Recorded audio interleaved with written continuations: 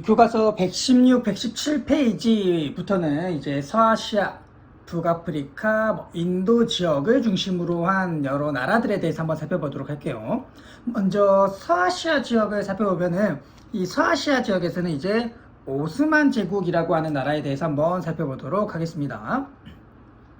이 서아시아 지역은 원래 이제 한 13세기, 14세기 요 정도에는 이제 셀주크 투르크라고 하는 우리 앞에서 이제 1학기 때 뭐 십자군 전쟁 당시에서도 배경으로서 등장을 하고 우리 앞에서 배웠던 뭐 이슬람 세계 배울 때도 등장을 했던 고로한 민족들인데 이 셀주크 투르크들이 서아시아 지역에 지배를 하고 있었는데 이들이 뭐 여러 차례 어떤 전쟁들도 겪으면서 세력이 약해지게 되고 그러면서 이 오스만 투르크라고 하는 이 투르크 안에서 어떤 새로운 부파가 생겨나면서 이들이 이제 세력을 키워서 소아시아 지역에 건국을 하게 되는 게 소아시아 지역에 건국을 하는 게 바로 이 오스만 제국이 되겠습니다.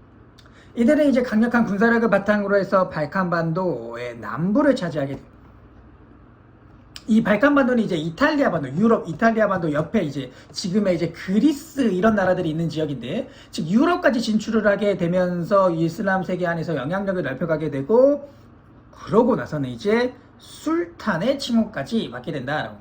우리가 술탄은 앞에서 배웠듯이 이슬람의 정치적 지배자를 뜻하는 단어였었죠. 종교적 지배자를 뜻하는 단어는 칼리프였었고, 그래서 술탄의 칭호를 가져가게 된다라고 하는 거예요, 오스만 제국. 이 오스만 제국이 이제 발전을 한번 살펴보도록 하면은 오스만 제국 발전 또 중요한 부분이니까 잘 기억을 해두고 이 오스만 제국의 발전에서 이제 중요한 인물 2명을 우리가 좀 중점적으로 살펴볼 거예요. 그 중에서 첫 번째는 이제 메흐메트 2세라고 해서 이 메흐메트 2세는 이제 유럽으로 영토를 확장하면서 비잔티움 제국, 우리가 앞에서 배웠던 이 비잔티움 제국을 멸망시키고 비잔티움 제국의 수도였던 콘스탄티노폴리스를 이스탄불, 지금의 이제 터키의 이스탄불로 명명을 하게 되고 이 콘스탄티노폴리스를 오스만 제국의 수도로서 삼게 된다라고 하는 거예요. 이어서 이제 16세기로 가면은 이제 오스만 제국은 이제 시리아라던가 이집트 요러한 서아시아라든가 북아프리카 지역에 있는 이러한 나라들의 정복을 하면서 영토를 더욱더 넓혀가게 되고 그러면서 이 오스만 제국은 이제 아시아, 유럽, 아프리카에 자신들의 영토를 가지고 있는 이 아시아, 유럽, 아프리카 세 대륙에 걸친 대제국을 건설하게 돼요.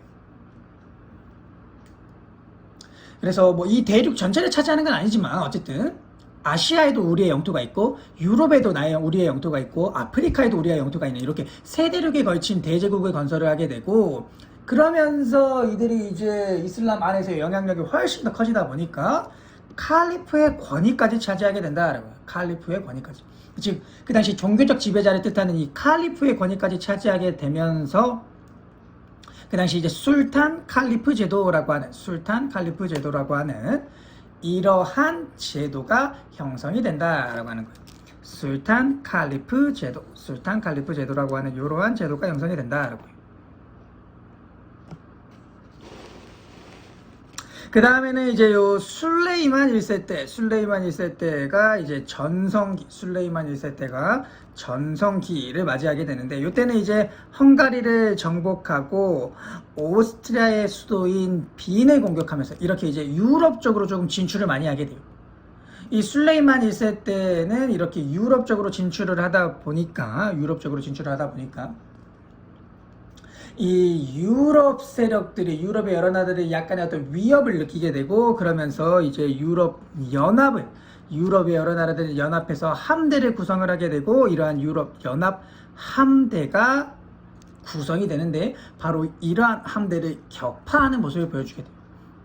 그러면서 이제 유럽의 바로 앞바다인 지중해를 지배하게 되고 그러다 보니까 이제 유럽의 여러 나라들은 자신들의 앞바다인 이 지중해를 빼앗기게 되다 보니까 지중해를 통해서 이제 동쪽으로 나아가지 못하게 되고 그러면서 이제 우리가 뭐 이어서 배울 신항로 개척 이런 것들에 나서게 된다라고 하는 거예요. 거기에다가 이제 술레이만 1세는 이제 국가 내부적으로도 이제 조금 정비들 하면서 체계적으로 법전을 만들고 정부 조직과 행정 제도를 정비하는 이러한 모습들을 보여주게 된다라고 해요. 그러면은 이어서 이제 이 오스만 제국의 어떤 사회 통치 정책 뭐 이런 것들을 한번 살펴보도록 하면은, 오스만 제국은 일단 기본적으로 군사적인 봉건제, 티마르 제도라고 하는 군사적 봉건제를 실시했다라고 해요. 티마르 제도라고 하는 군사적 봉건제를.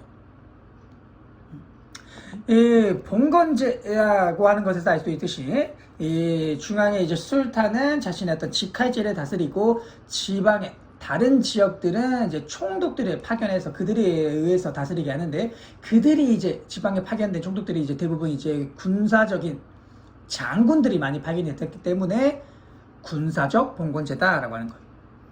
거기에다가 이제 예니체리라고 하는 이제 오스만 제국에서만 볼 수 있는 독특한 친위대, 술탄의 친위대가 만들어지게 돼요. 술탄의 친위대.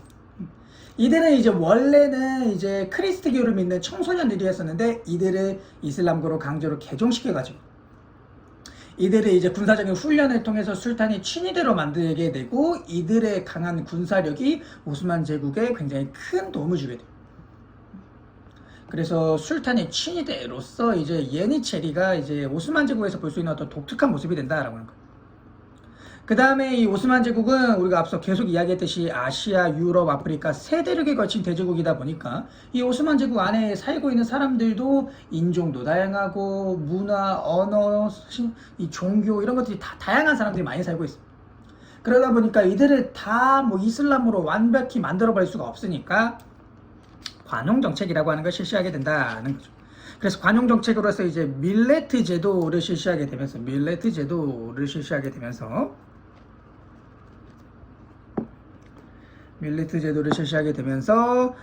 비이슬람 교도들이 인두세, 지지야라고 하는 어떤 인두세를 내면은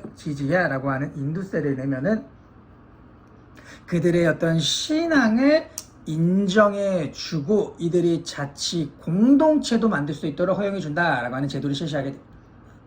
이제 비이슬람 교도들을 강압하고 억압하는 게 아니라, 그들에게 인두세라고 하는 어떤 세금을 내면은 그들의 종교도 인정해주고 자치 공동체도 허용해 준다라고 하는 거고, 이것과 함께 이들의 각 민족들의 언어도 인정을 해주는, 각 민족의 언어도 인정을 해주는 모습을 보여주게 되고, 또 하나 이제 오스만 제국은 이제 능력주의라고 해서 출신, 혈통 이런 것과 관계없이 능력만 있으면 충분히 출세하면서 높은 자리에 올라갈 수 있도록 해줬다라고 하는 거예요. 요거를 이제 잘 볼 수 있는 게 교과서 117페이지에 지식 플러스 보면은 능력을 중시한 오스만 제국이다라고 해서 대표적인 예시로 예니체리가 나오게 되죠. 예니체리. 그 당시 이제 예니체리도 아까 말했듯이 이제 뭐 크리스트교 출신들이잖아요. 그러다 보니까 이제 오스만 제국 안에서 뭐 출신, 혈통 이게 좋은 편은 아니죠. 근데 이들은 자신들의 뛰어난 능력을 바탕으로 해서 쭉쭉 승승장구하면서 높은 지위에 오르게 되는 모습을 보여주게 된다. 가장 대표적인 예시를 보여주고 있는 거고, 옆에 나오는 뭐 오스만 주제 오스트리아 대사의 글도 봐도 술탄의 궁정에는 많은 사람들로 넘쳐난다. 그러나 그 누구도 자신의 역량으로 높은 지위를 손에 넣지 않은 사람은 없다. 그래서 최고 지위에 있는 사람 대부분 양측이나 목동의 자식, 굉장히 하층민이다 라고 하는 소리죠. 그들은 이러한 사실을 부끄럽게 여기지도 않는다. 능력은 얼마나 중요시하였나 보여주는 거고, 그 다음에 우리가 교과서 116페이지 오스만 제국의 이제 최대 영역을 보여주는 우리가 지도도 한번 살펴보고 가면은, 보면은 여기 지도에서도 알 수 있듯이 아시아, 특히나 이제 소아시아 지역, 여기양 뭐 콘스탄티노폴리스, 발칸반도에 있는 여기 유럽 지역, 그 다음에 저기 카이로가 보이는 북아프리카의 이집트, 이렇게 아시아, 유럽, 아프리카에 이르는 세 대륙에 걸친 대제국을 만들었다라고 하는 걸 잘 기억을 해두도록 하세요.